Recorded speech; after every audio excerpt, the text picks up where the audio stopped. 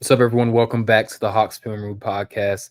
Hawks lose by 7 points to the red hot Houston Rockets. They won 10 of their last 11, and they had a very strong performance against the Hawks tonight. They basically led from the end of the first throughout. Now the Hawks were down as much as 25 at some point.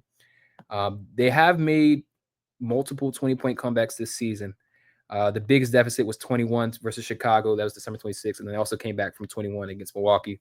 So this would have been the biggest deficit for them to come back from. They opened the fourth quarter 20-4 in about 5 minutes, and there was some life showing, and then some big shot making by Houston down the stretch. And I'm definitely blessed to bring on my guy Will. Now, Will, he was the first person to bring me on a podcast, so definitely Wow, I really didn't know cool. that. Yeah. So that was my first time I had like hopped on a podcast for real. And so this kind of like led me to be interested to do it for myself. So I definitely Wow. appreciate you on that. And looking forward to talking through this game, bro. How you doing? Yeah, bro, that took me back. I didn't know that was your first time on the podcast. So no, I was thankful that you were able to come on our show and give us some real insight on we didn't even get the roster. I mean, he got I guess he quit basketball before the season even started, but we was talking about AJ Griffin. So that was cool. But yeah, I'm doing good. I'm glad we were able to get this going. Sure, bro. I appreciate you taking the time. And like I said, Houston's hooping, right? 10 of their last 11. They were, at some point they've been. I remember earlier in the season they was in the second seed for a bit, and then as you know, in such a tough conference, you get jostled around a little bit. But as of late, y'all have been hooping 47-26. Like I saw you quoted, but like the record against the top 500, teams that are above 500, I want to say it's the second best record outside of maybe OKC. OKC, right? So yeah, definitely a legitimate team. And we're gonna get into some of the parallels between this Hawks team and like some of the things that y'all do really well that makes it really tough for us, and then like some rebuilding stuff. But definitely want to start off with just looking at the Hawks. I think Hawks player of the game has to go to Dyson, 19, 8, and 10. Uh, his second near triple double. He's only had two career double doubles, and that's with the Hawks. He's also only had 2 games of 10 plus assists. That's also with the Hawks. When he played Philly, or when he played against Charlotte, he had 22, 7, and 7. He's been a 15, 5, and 5 guy as a Hawk for the most part. For the season, he's averaging 14, 5, and 4. Since Jalen went down, it's a bit up. But I think what's really impressed me, like he's just so comfortable shooting now. It's crazy. Like I'm sure you may have seen him more than I did when he's playing for New Orleans, but like he was a very tentative player. He was scared to shoot at sometimes. He wouldn't put the ball on the floor, but he hit a couple deep ones. Like they were definitely off the catch. They weren't like off the dribble, but when he's able to shoot from a standstill, I think he's really effective. And on a night where the Hawks as a team did not shoot well from three, they ended up finishing just above 30%, but for the majority of the game, especially in that first half, they were really bad. They were shooting 21%, 5 of 23. I thought that he was really, really impressive. He's one of our few guys that has size and athleticism. So it's like against a team like y'all, he really, I think, makes a huge difference. And you could see it in the plus minus and the on off stuff. But what do you think about Dyson tonight? You know, he was one of like it was the play he had in transition. I don't know if he got the steal or the rebound, but he took off in transition and dumped it off. And I can't remember who he dumped it off to, but he dumped it off to one of your bigs and y'all scored. And I was like, come on, bro. Like we can't be letting that we can't be getting scored on this way.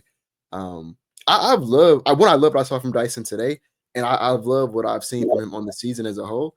I think that I made a tweet like literally just yesterday. I forgot we even played y'all today. But I made a tweet literally yesterday saying that I know Cade Cunningham right now I believe is like the favorite to win Yeah, which is crazy. MIP.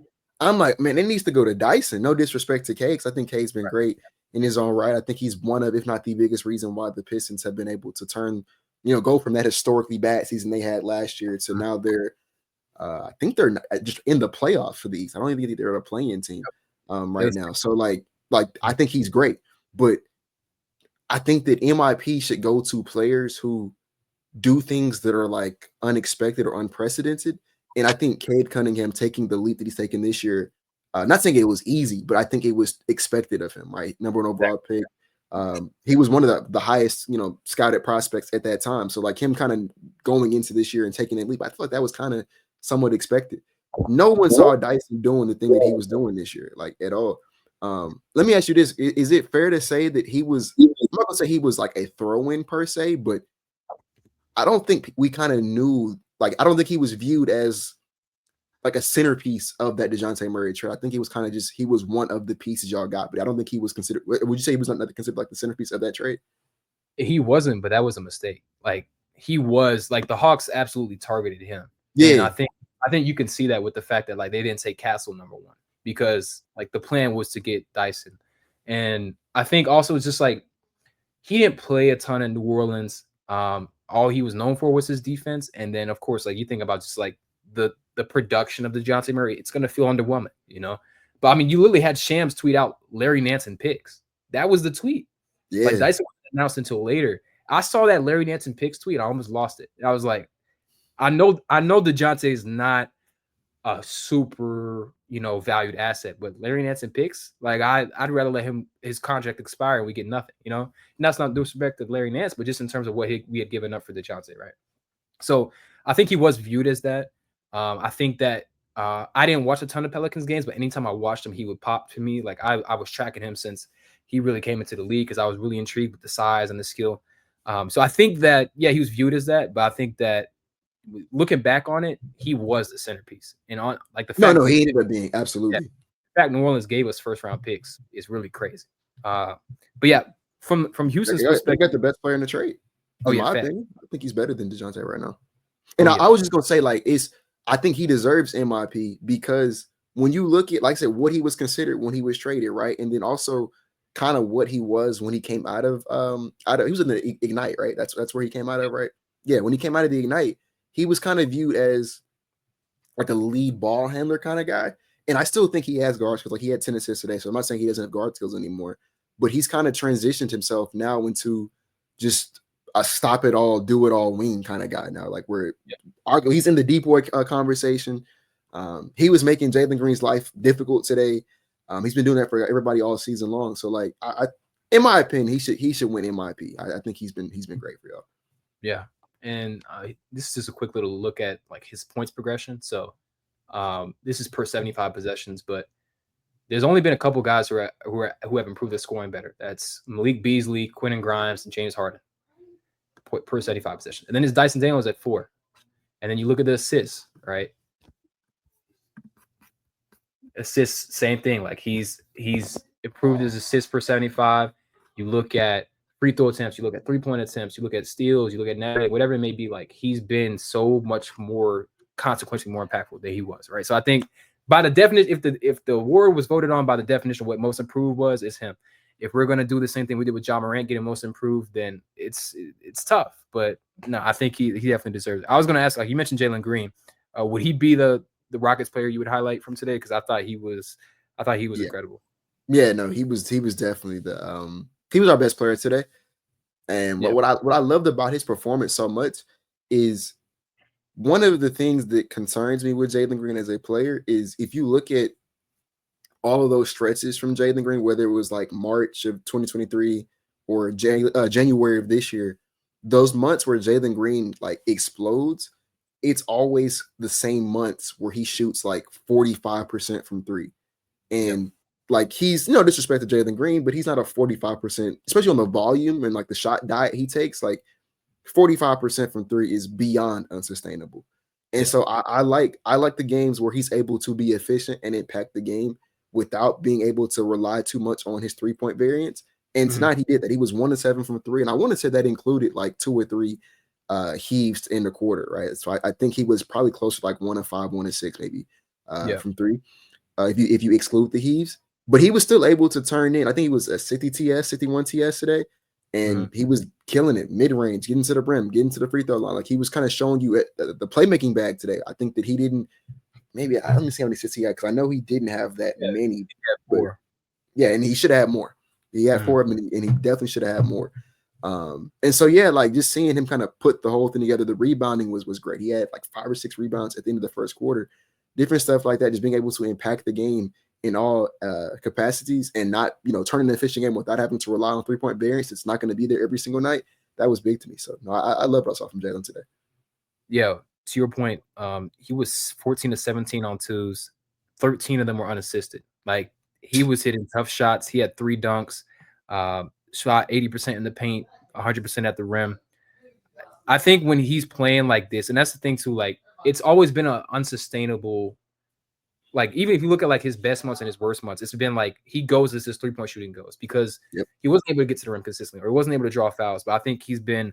I think the other thing that stood out to me, like 5 free throw attempts. Like my roommate is a Rockets fan. And I was just we were in a debate the whole time. He's talking about like there's this concept of ethical hoops, but like when you can draw fouls, it's not about morality. Like that's just gonna help you be a Yeah, better player. I mean, so absolutely. I mean, we Rockets fans. We watch Harden. We know. exactly. We That was know. my point too. But he was saying basically like it's just not as enjoyable, which I understand. But I think if Jalen Green was able to continue like consistently get to a free throw line like 6, 7, 8 times a night, I think you'd see that consistency step up because those are shots that he's gotten way better at the free throw line, whatever it may be.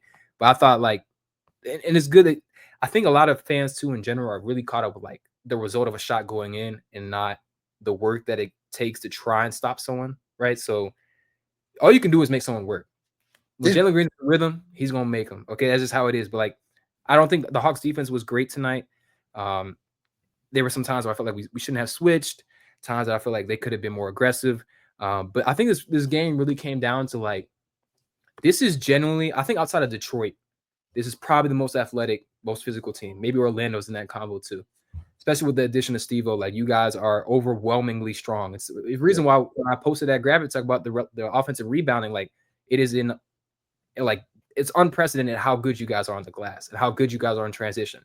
And the fact that the half court offense isn't great, but you're able to get these other looks with the offensive rebound, right? So we gave up the 4th highest offensive rebounding percentage we've allowed this season in the half court. Like that makes sense, especially when you don't have Jalen. But I thought what really stood out to me, you guys completely packed the paint, zoned up.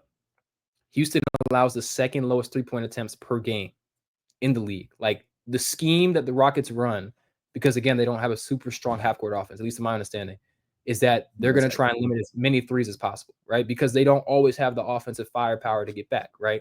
But when you look at the Hawks have only attempted above 45 threes 6 times. I think 2 of them have come against you guys, and both of them we shot below 33%. And I think it's very much intentional. Udoka's obviously a super smart coach. How often do you see like you guys go to a zone? Like that's not, I would assume it's not like a every night type thing, but like what did you think about the zone tonight, and what are you thinking like how often do you guys go to that? So the zone is something that we started doing like very recently, like as of last month, I think. Because we weren't doing it in January, so it was like started in February, late February, and we've been doing it ever since. So like we do it like literally every single game. We'll switch between like switch everything 1 through 5 kind of defense. Then we'll go to like the zone. But I have a love-hate relationship with our zone because I think that we run it interesting. I'll put it like that because sometimes it's 2-3, sometimes it's matchup, and I don't really know when they decide which it is. It's kind of like they just on a possession by possession basis. It could be one or the other. But we've been going to it a lot recently, and I think that why they, at least what kind of started the idea behind it was that it allows you to play Alperen Şengün and Steven Adams together, which goes to your point about us being so crazy on the glass right now. That's because we have Steven Adams, Alperen Şengün out there. Sometimes Jabari's playing a 3, and he's 6'11", so he's a 6'11" small forward. And times Amin's hurt, so he didn't play today. But you got Amin, you got Tari out there, right? And you have these guys who were, small forward / power forwards. Sometimes Tari Eason's playing the shooting guard now because we're just so big. And now you have to worry about not just Şengün, not just Steven Adams, but now you got Jabari and Tari also out there. Now you got Amin out there trying to clash the board. So I think that going zone allowed us to have those guys out there for those moments. And like I said, I don't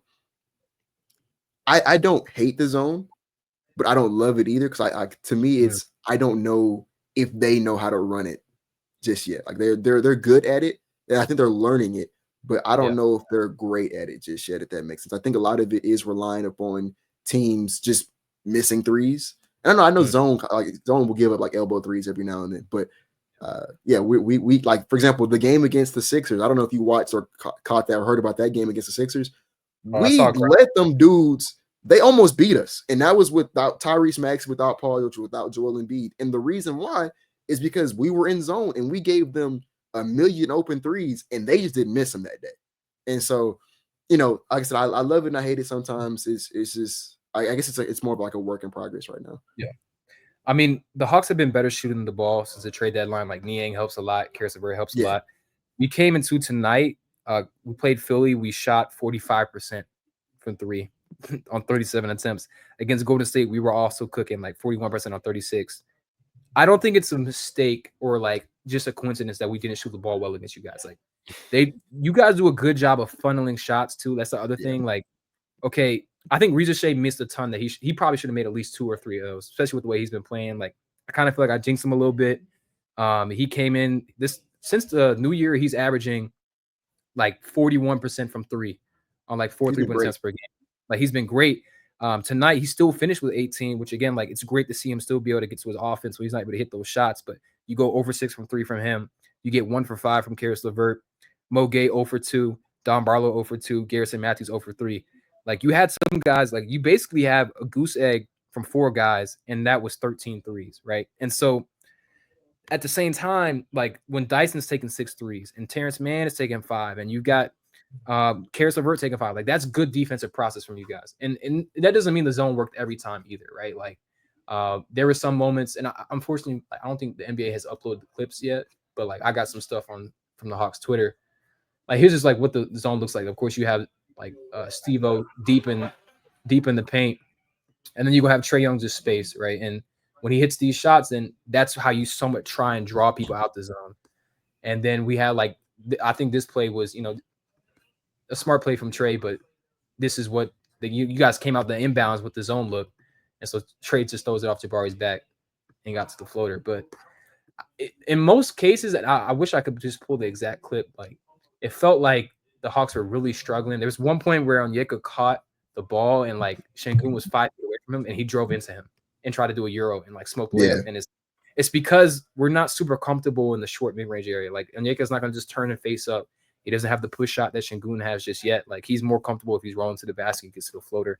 So I think all in all, like a really good defensive game plan from you guys, and obviously like I think you guys are second in defensive rating.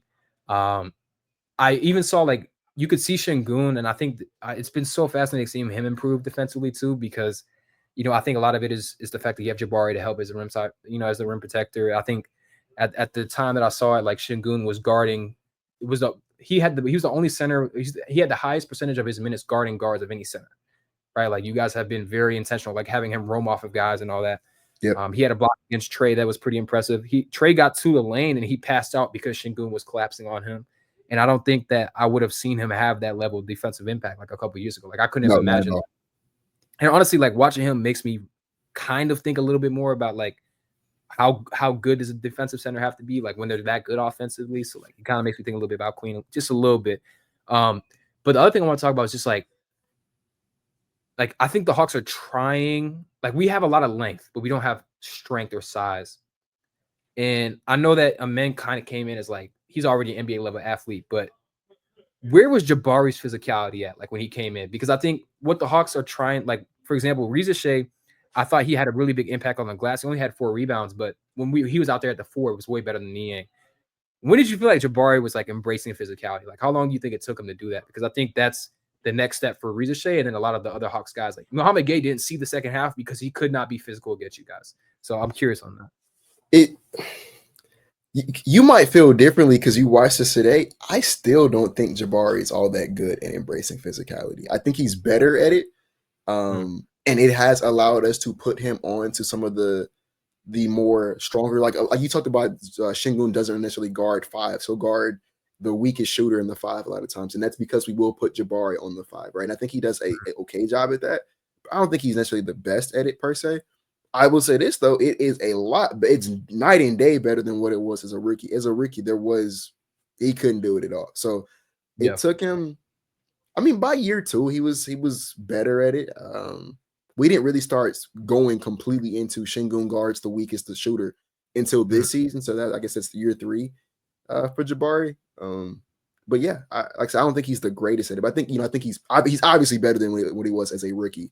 But I still think he has some work to go there. One thing that I've been kind of workshopping in my own kind of Rocket spaces is like the idea that Jabari should somewhat abandon trying to be a switch defender, because I don't think he's that good. I think he's better at being the a big necessarily, as opposed to trying to switch and guard 1 through 5. I don't think he's that good at that. And so if he maybe abandons trying to be a switch defender, right? Bulk up a bit more, sacrifice some of that lateral quickness. But what you're gaining is now I'm going to be really good at stopping the 4s and the 5s of the league, and kind of making that his forte as opposed to trying or unsuccessfully trying to guard 1 through 5. Because I don't think he can really guard the guards and the quicker wings of the world. He's more of someone who can guard like an Onyeka Gueye, for example. I think that's kind of where his bread and butter is. Yeah, I think we saw like the Magic. Jonathan Isaac did that. Like he kind of bulked up to play the 4 more. Yeah. You lose that, but I could definitely see that making sense. I want to point out too. So Risacher, when Risacher is on the floor tonight, he played 23 minutes. That's not enough for Hawks fans, right? Like they see that they're gonna obviously like with the way he was shooting the ball, you kind of have to get some other guys some looks. But when he was on the floor, the Hawks had a 56.4 rebound percentage. With him off, they had a 28.9. They had a free throw rate of 26. With him off, they had a free throw rate of 3.8. Like all these indicators of size, like, and that kind of just points to the fact that like Terrence Mann is coming in, and you have Don Barlow matched up against Steve-O. Like that's just it's unfortunate. Like you can't do anything about that because it's like obviously Onyeka has to play. He can only play so many minutes. He played the most minutes he ever has in a game that didn't go to OT. Really? So yeah, like he's only just now started. He's been starting for 30 games, but when we had Onyeka and we had Larry Nance, like they would probably keep him around like 30-ish minutes, but like 38 is the most he's ever played in a game that didn't go to OT. So I think sometimes I'm curious like how like Houston's fans feel about Ime, because I feel like there's a very clear subsection of like elite coaches, right? And I share a lot of critiques that Hawks fans have of Quinn, which is more so like he's very rigid. Like in tonight's game, Dyson got 36 minutes, Onyeka got 38. I love that.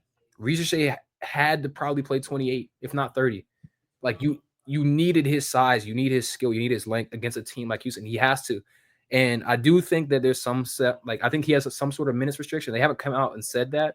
But the thing about Risacher is like he's played so many games that I think they're monitoring his health. He had an injury earlier in the year.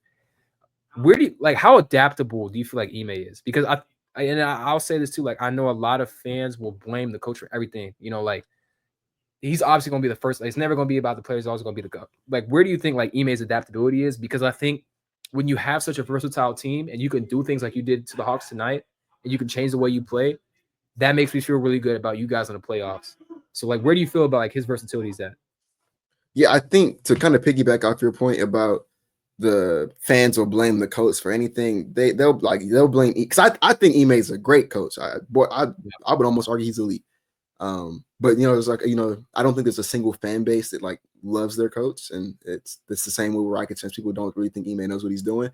I say all the time, I think that the offense kind of more or less is what it is because of the fact that we don't have the best shooting personnel on the team.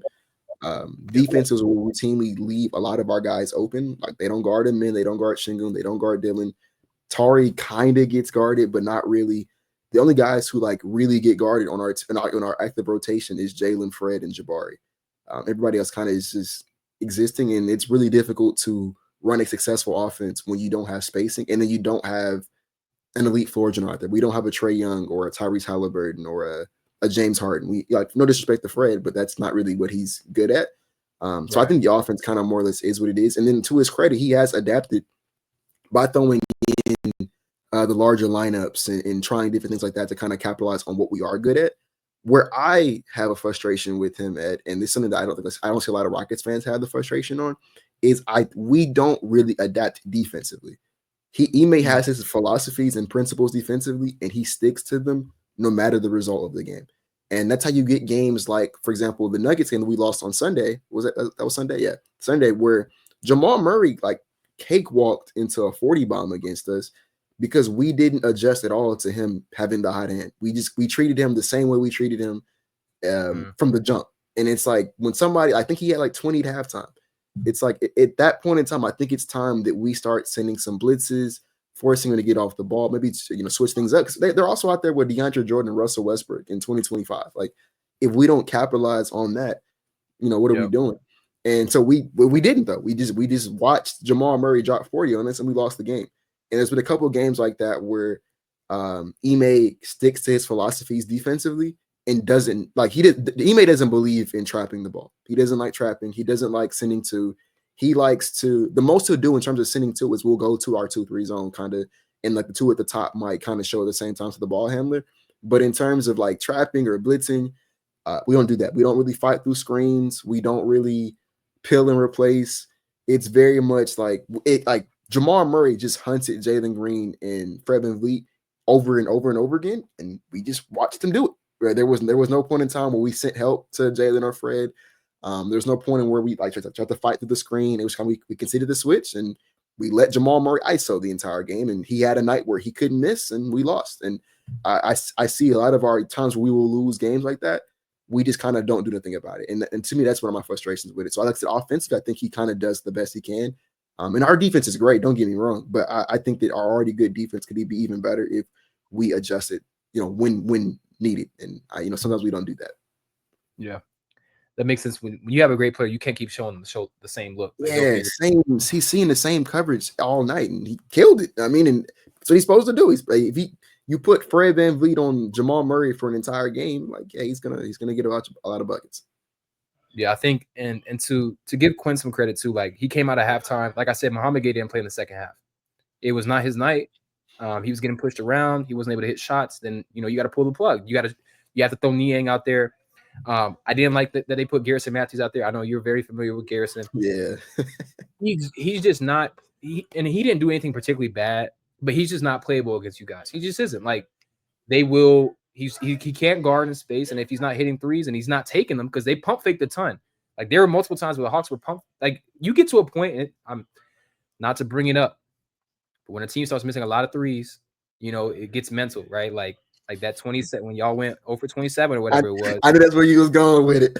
No, it's like it's mental though. I know, like I don't mean to get off, but it's like that's the best example. Like when a team starts second guessing open threes, you've already lost. And that's what kind of happened tonight. Like Garrison was pump faking. I'm like, Garrison, you're in the game to shoot. If you're not going to shoot, I would have took him out immediately. That's just how I would, because it's just like, we put you in the game to shoot. You have a green light. You don't get off the bench often. You know what I mean? Like you got to let it fly. And Quin talks a lot about like passing up open shots is obviously awful, but it also just leads to turnovers. And then it snowballs. And so when you can win the mental game and you're winning the free throw battle and you're winning on the glass, it's going to be really hard to win. But I want to ask you about like resiliency, because this was a wild game of runs game. We opened the game.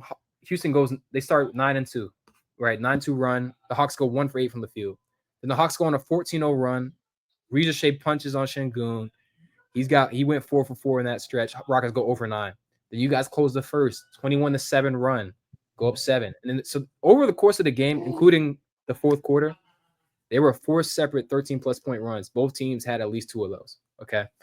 And I think what's fascinating to me is I think when you have a team that leans heavily on their defense and that has some half-court questions, there's going to be times where the offense lapses, right? It's just natural with the way that the team is constructed. How comfortable are you like leaning on the defense when the offense isn't cooking? Because it's worked all season, but I felt like there were times where like when it got stagnant offensively and the Hawks were able to put some offensive possessions together, it got a little bit dangerous. Like I think in the fourth quarter, it got a little bit dangerous for a second. So where's your comfortability? Because I feel like obviously it's easier to be more consistent on the defensive end, right? Like effort is very easy. Well, easier said than done, but like you can be in the right place at the right time. You can work hard. You can hustle, like, you know what I mean? And you can't always control whether your shots fall. When you're such a consistent defensive team, but you have this inconsistency offensively, like where's your comfortability as you think about like where that looks in the playoffs? Because, obviously Jalen Green himself can come in and he can ignite the offense, but like just where's your comfortability with that? I think that's why we're going to lose when we lose in the playoffs. It's going to be because our half-court offense can't keep up with someone else's half-court offense.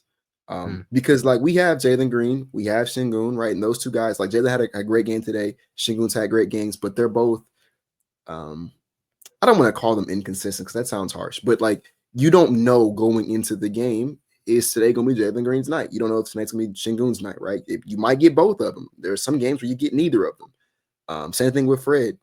Dylan Brooks has won us a couple of games this year. It was the Boston game where he hit like 10 or 11 threes, something like that. And like, yeah, we obviously that was a single digit game. So we obviously don't win if he doesn't hit, like if he hits one less three, we probably lose that game. So like we have the guys who can like get hot on any given night. But the problem is you don't know if that's going to be every single night. And so, yeah, like I think that's going to be the reason that we lose in the playoffs. In terms of today, when y'all went on that run, my first thought was, all right, put Steven Adams in. Like it's time to go ahead and fall back on what works for us. And what works for us is our defense and rebounding, right? If you're not gonna be able to score, because like we don't have the best offensive personnel, we don't have the best shooters in the world, right? We have guys who are very hit or miss when it comes to having good offensive nights. What you do know is that Steven Adams can go out there, be the middle of your zone, clean that up, and then grab defensive rebounds. And then on offense, if you throw up a brick, right, there's a 50% chance that Steven Adams is going to find his way to grabbing that basketball and giving you a second chance to go up at it. And now you have, for every time on offense, you have about 2 or 3 times to try to score the basketball one time.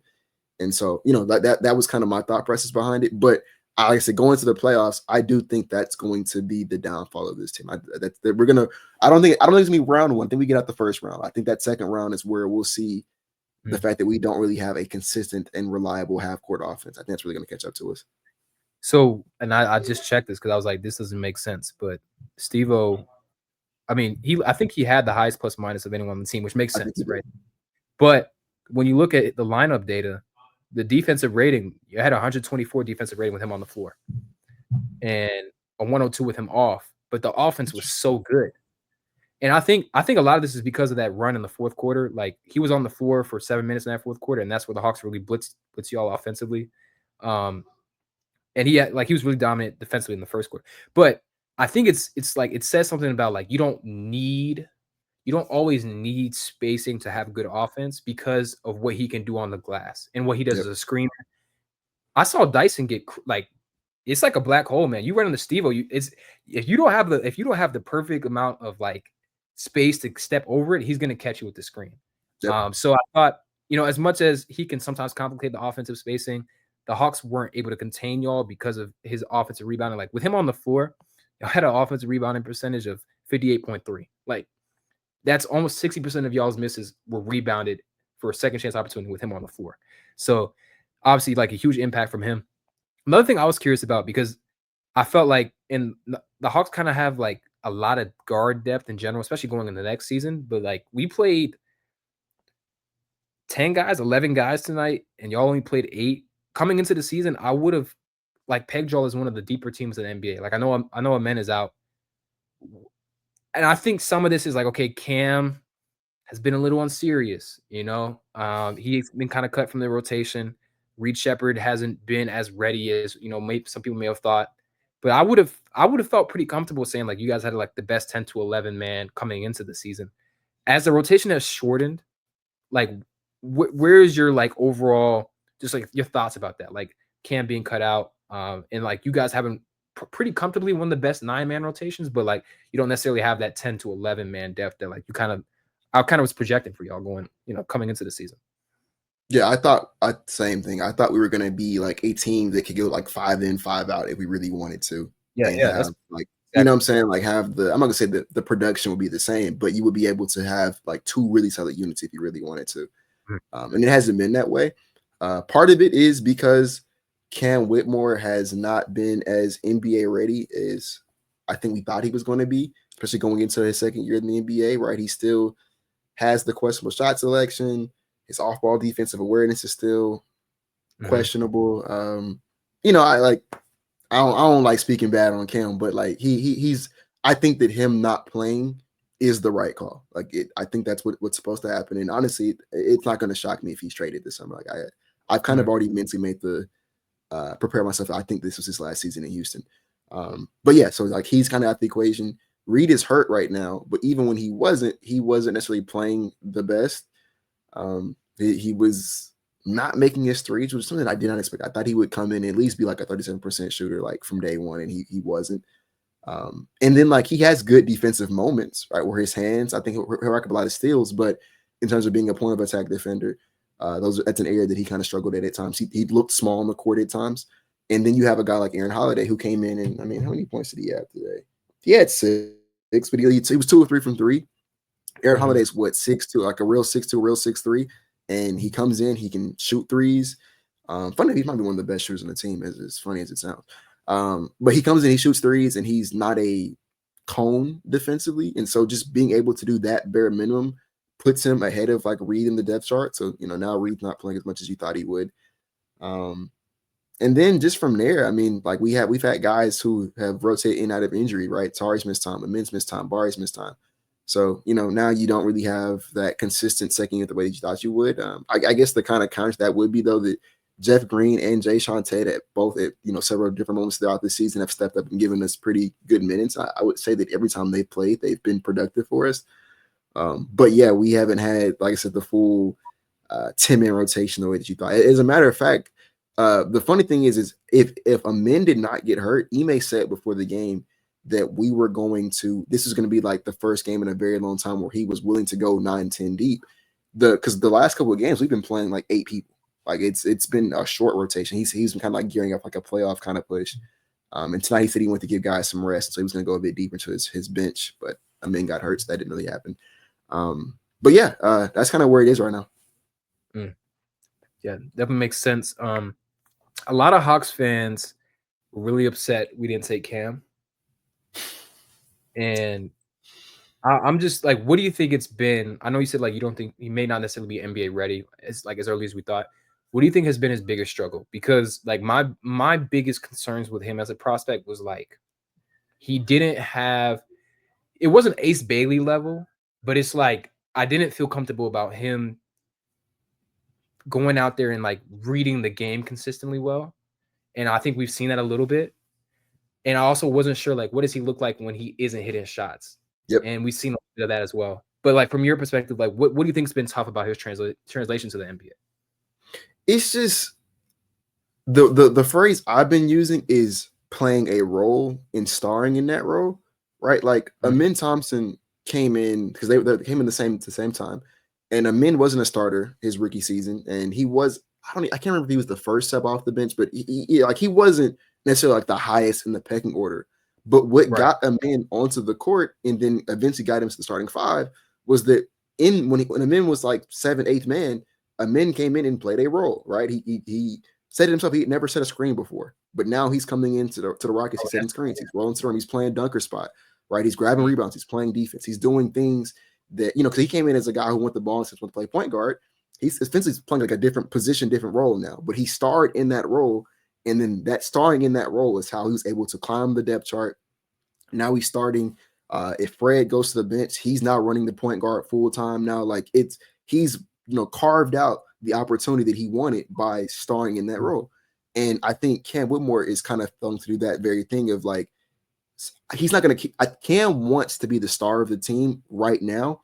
And he's not there. He's a 20 years old. I think he's in year 2. He's really, really young.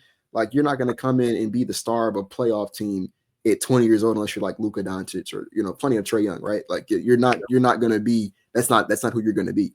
And so for Cam, he's like real resistant of just starring in his role.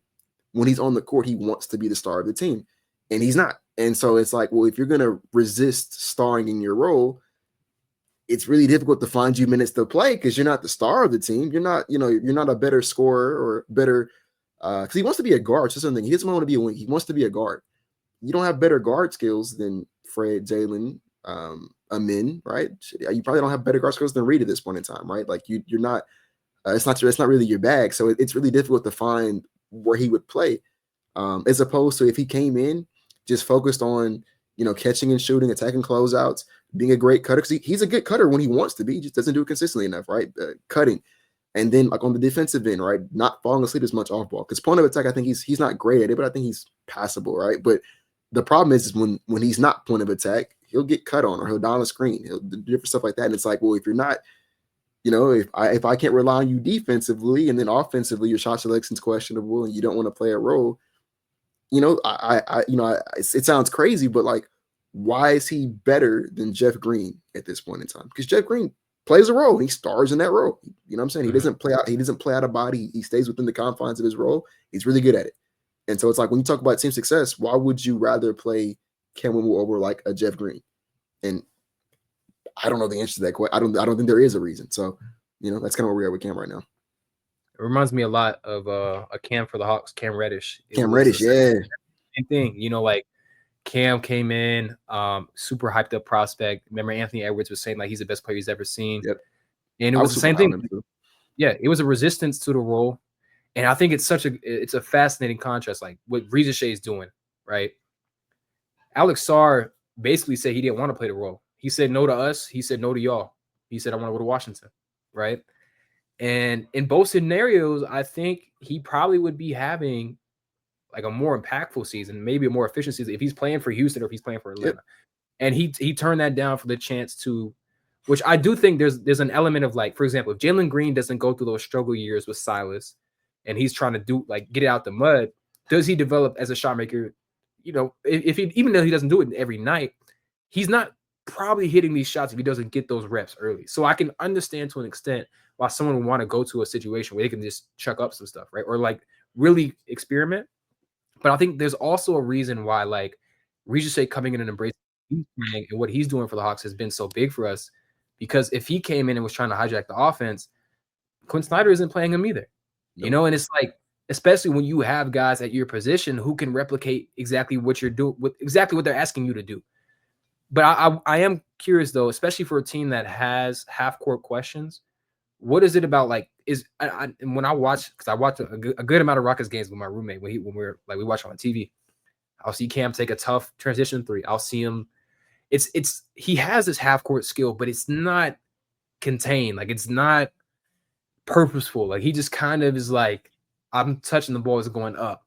I don't remember the exact numbers, but I remember he has like one of the lowest assist percentage on drives, one of the lowest assist percentage of any qualified. I think his rookie season he had the lowest one, like one of the lowest ones in NBA history at that. His rookie season. Yeah, that definitely sounds like it makes sense. So I can understand it from that perspective, but I do think like if he could just leverage, like he has so much athleticism, he has so much burst, he has a great shooting ability. It's like I don't know how you can get through to him, and I think that's like that obviously comes down to coaching, but.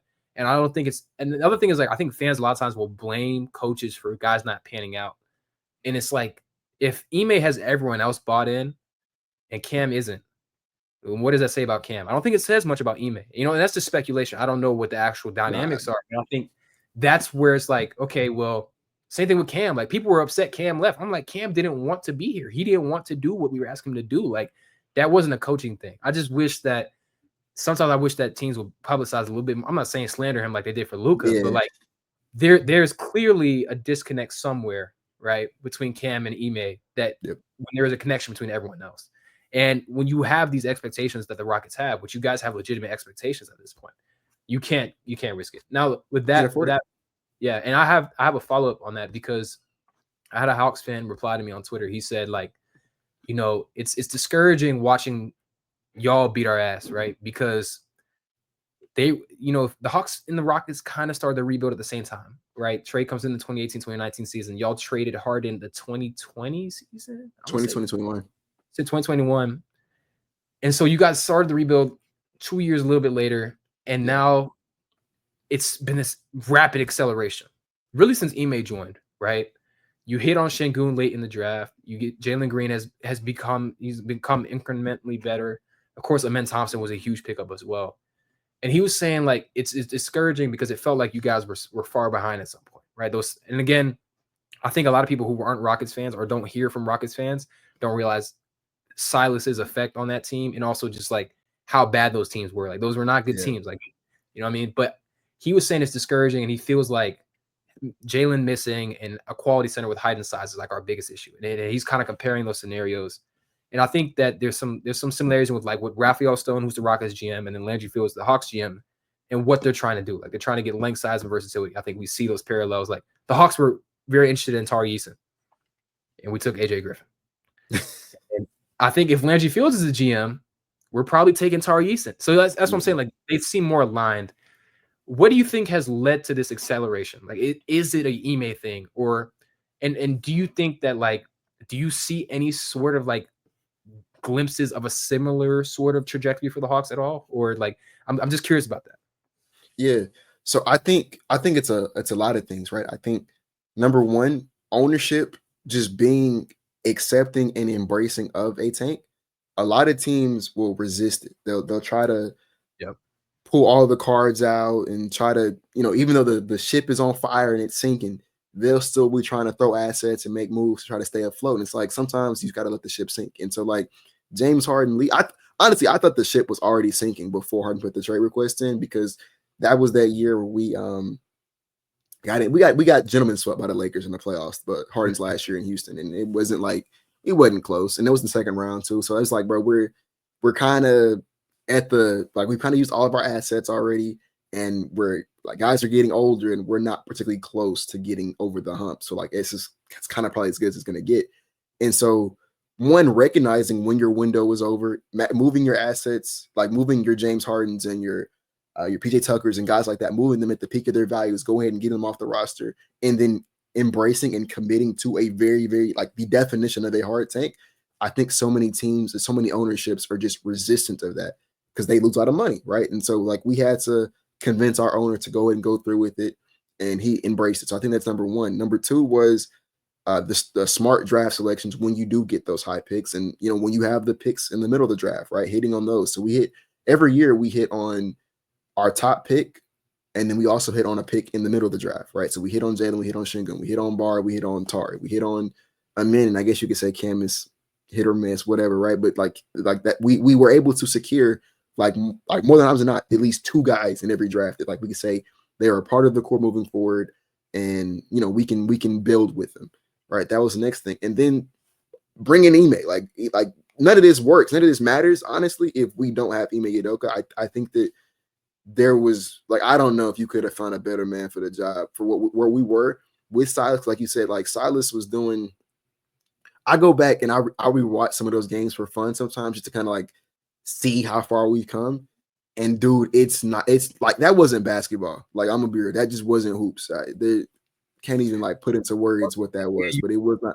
It was not like, I remember to kind of like people who didn't watch it, kind of like depict it.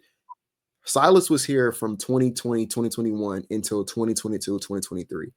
In 2023, in maybe like March, there's a quote of him saying that his assistant coach had to beg him to run pick and roll. And it's like, dude, we're 3 years into you being here, and you're a month away from losing your job, and you're just now thinking about running a pick and roll, like the most basic, like, root of every offense. That's when you're figuring out how to do it for the first time. So like going from not basketball to Ime coming in, holding guys accountable, instituting some structure, giving us defensive philosophies that we've kind of built our entire team on. Like, I think you have to do all of those things. And like, and to be completely honest with you, I think you have to get lucky. I don't think that, coming out of was it 3 years of tanking? Yep. Most teams aren't that lucky to come out of it the way that we have. Like, it's a lot of teams in the league who have been rebuilding for a lot longer and are going to keep, like, for example, Charlotte. No disrespect to Charlotte, but like they have been on that outside looking in for 2019, I think was like what Kimba's last year there, and they're probably headed towards somewhat of another rebuild, right? They're probably going to be picking high for sure this year and probably again next year. And so like everybody doesn't come out that lucky, right?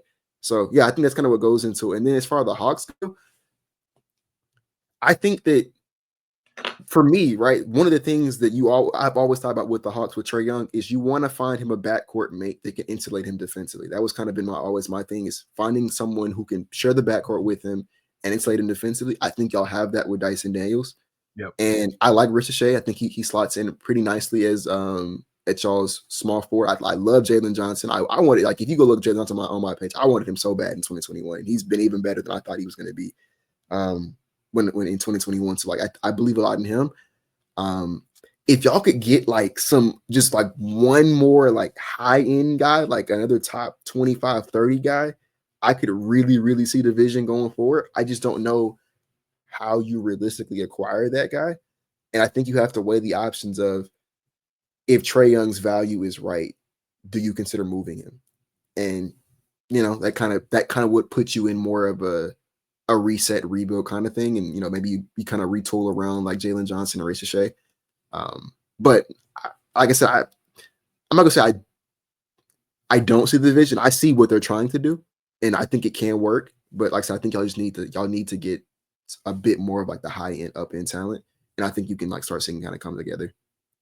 Yeah, I think when it comes to like trading Trey, as much as I love Jalen, as much as I love that, as much as I love Risacher, like we would probably be. I mean, the Wizards really suck this year offensively. We would probably be Yeah, 29.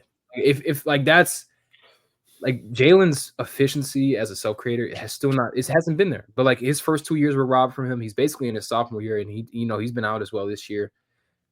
You still, I think, like in some ways, they're kind of looking at OKC, and I'm not saying Trey's the same level player as Shea, but in terms of offensive floor raising with the playmaking, like he's up there. he do a lot. He is an offensive engine, right?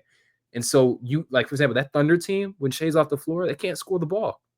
But it's okay because they have the defense around it to insulate it, right? And then when he's on the floor, they're spanking teams because of his scoring efficiency, whatever it may be. Trey's in that level score, but I think he's leagues ahead as a passer. And so Yeah, as he's transitioning more into being more of a playmaker than he is a scorer, I think that's the vision. Right now, can Risacher, Jalen, or Dyson become that guy that takes that scoring ability? I don't know. Like, I think that's the big question, and that's why you would have wanted Jalen to be healthy so you could see what he could do with Trey off the floor. I don't think they have a big enough sample to trade Trey at this point. I don't. Like, if next year, I think next year probably is going to be where Trey's going to put pressure on the front office, where it's like, it's time to win. It is. But I don't think that means you make that trade just yet. I think the only guys I would consider making a trade for, Giannis. Everyone in the league is going to want him, but I think Trey and Giannis, so that moves me.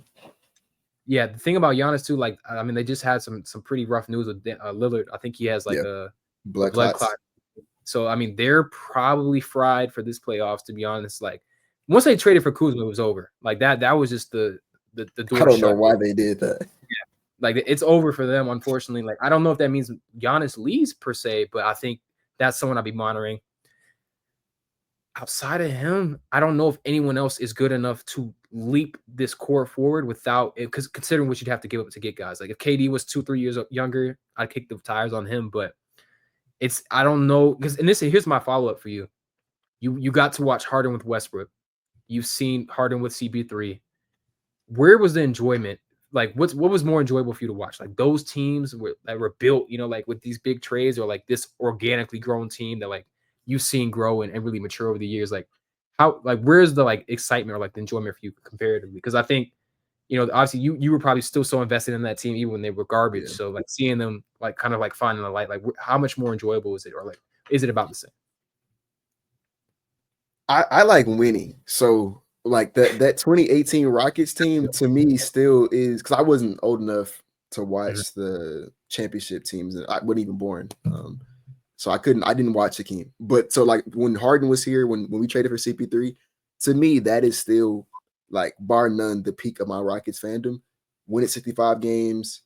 I forgot. I think we might have lost like a total of 3 games with all of Chris Paul, James Harden, and Clint Capella played that season.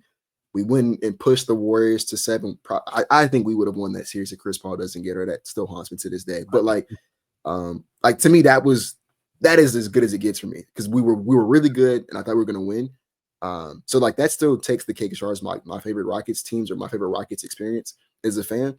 But I will say, being able to say that I watched this team lose 20 straight games in 2021.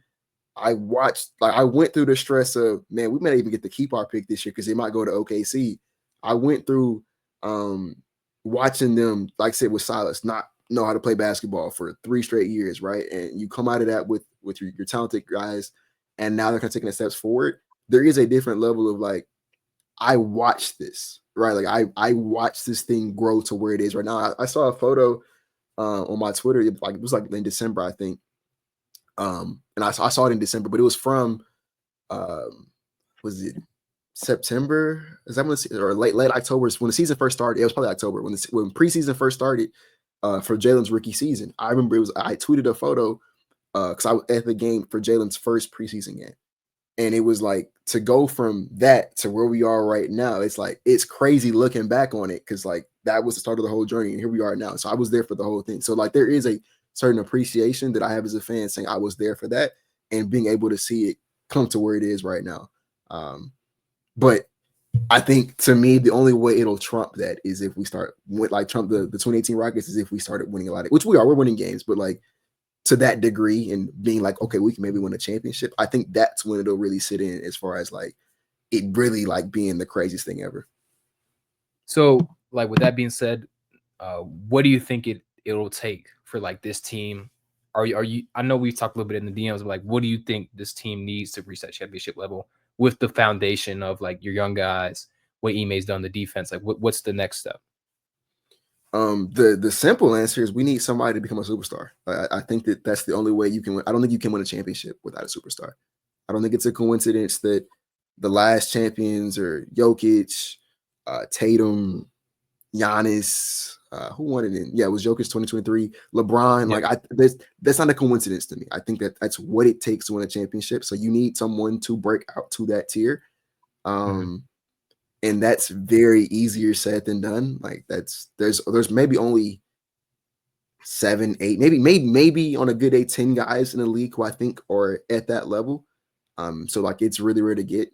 I think that maybe Amin Thompson can be that because I think that his potential is kind of like I don't think he has a ceiling per se, and he's already showing you a lot of flashes. If he comes back with a better handle and maybe a better in between game, you can kind of start seeing him take that leap from. Like, I think he could argue he's a top 45 player right now. That you could say becomes more like top 25 ish next season into that year 3 leap for him.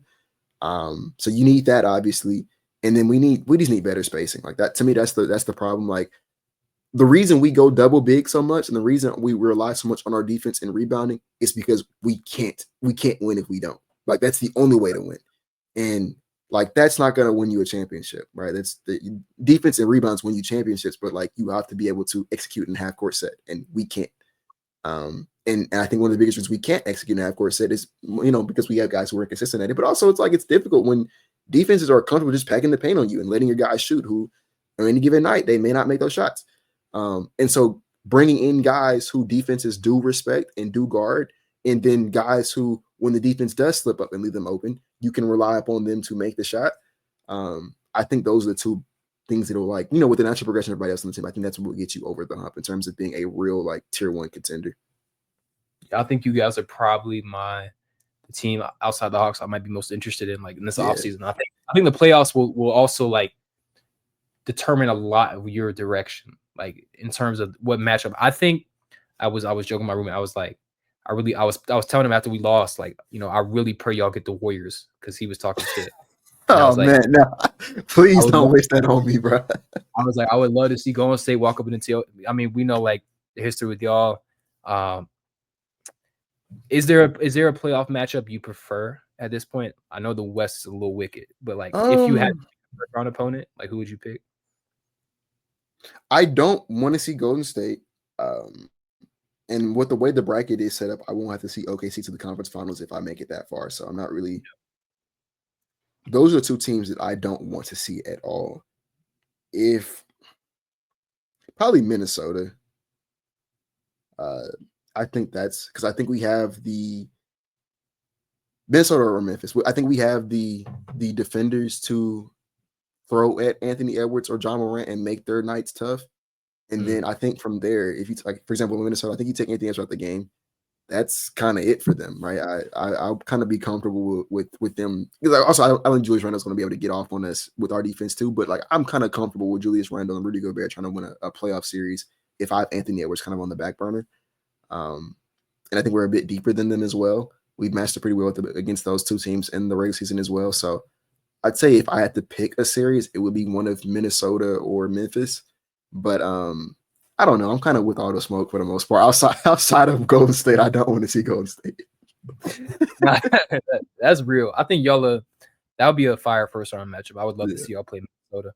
I will say, we gotta beat Golden State eventually, though. Like if it's this year, we gotta beat them one day. So that it'd be poetic too. Get some get back.